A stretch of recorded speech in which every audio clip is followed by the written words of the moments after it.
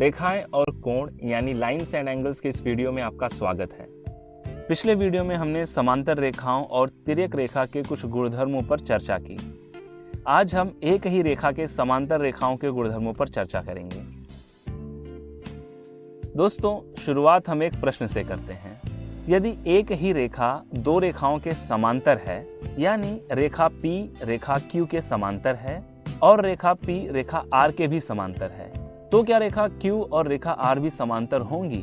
चलिए देखते हैं। हमने पिछले वीडियो में देखा था, जब संगत कोण का एक युग्म बराबर हो तो रेखाएं समांतर होती हैं। तो चलिए यहाँ भी एक तिर्यक रेखा S खींचते हैं। यहाँ रेखा P और रेखा Q समांतर हैं, इसलिए संगत कोण अभिग्रहित यानी करस्पॉन्डिंग एंगल्स एक्सियम का उपयोग कर हम कह सकते हैं कि कोण 1 और कोण 2 बराबर होंगे।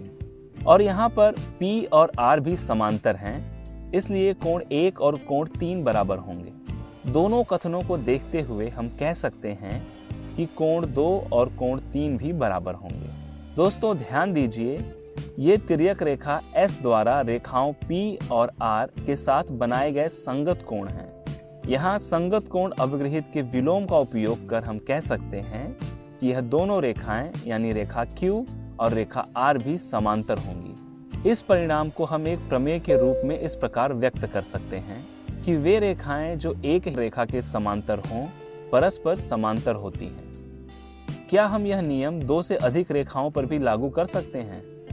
जी हाँ, यदि रेखाएं इस प्रकार दी हैं कि रेखा A रेखा B के समांतर है, रेखा A रेखा C के समांतर है और रेखा A रेखा D के भी समांतर है, तो यह सभी रेखाएं परस्पर समांतर होंगी।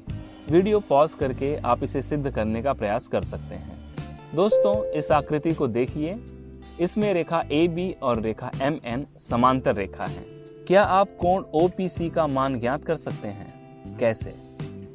जी हाँ, हम बिंदु P से जाने वाली एक रेखा SP खींच सकते हैं जो रेखा AB के समांतर हो। अब आकृति को देखिए। कोण OPC कोण CPS और कोण SPO से मिलकर बना है। इसे हम इस प्रकार लिख सकते हैं। यहाँ रेखा AB रेखा SP के समांतर है, इसलिए यहाँ बने यह एकांतर कोण BCP और CPS बराबर होंगे और हमें कोण BCP का मान 40 अंश दिया हुआ है, इसलिए कोण CPS का मान भी 40 अंश होगा। रेखा AB रेखा SP के समांतर है और हमें दिया है कि रेखा AB रेखा MN के भी समांतर है, इसलिए रेखा SP और रेखा MN भी समांतर होंगी, क्योंकि एक ही रेखा के समांतर रेखाएं परस्पर समांतर होती हैं। कोण MOP और कोण OPS तिर्यक रेखा के एक ही ओर बने अंतःकोण हैं, इसलिए इनका योग 180 अंश होगा। हमें कोण MOP 140 अंश दिया है। इसका मान यहाँ रखकर हम कोण OPS का मान निकाल सकते हैं। कोण OPS 40 अंश मिला। अब समीकरण 1 में हम इन दोनों कोणों का मान रखकर कोण OPC का मान ज्ञात कर सकते हैं। यहाँ हमें कोण OPC बराबर 80 अंश मिला।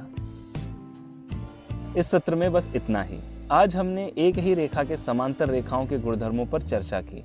मिलते हैं अगले वीडियो में। धन्यवाद।